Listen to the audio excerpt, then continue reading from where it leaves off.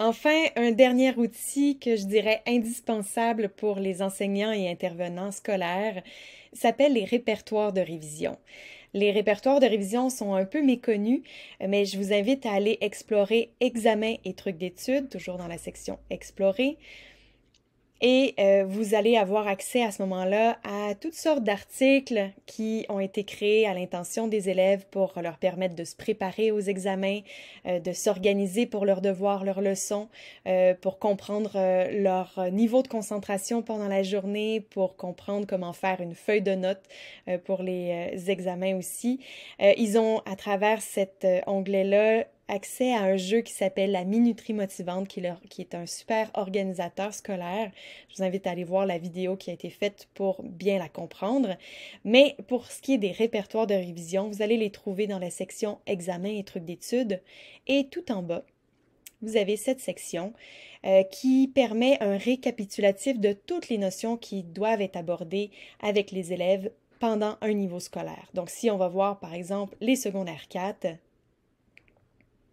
on a accès à toutes les matières qui seront abordées avec eux pendant l'année. Et si je vais voir une matière en particulier, je sais que moi, en tant qu'enseignant ou intervenant scolaire, les élèves auront besoin de voir tous ces grands thèmes-là. Et selon les thèmes, j'ai accès à tous les outils qui sont à la disposition et toutes les notions qui sont disponibles sur le site d'Alloprof pour pouvoir les aborder avec les jeunes. Donc, par exemple, je pourrais me dire que de façon classe inversée, ils vont voir les systèmes d'équations à travers une vidéo en mode classe inversée, donc à la maison.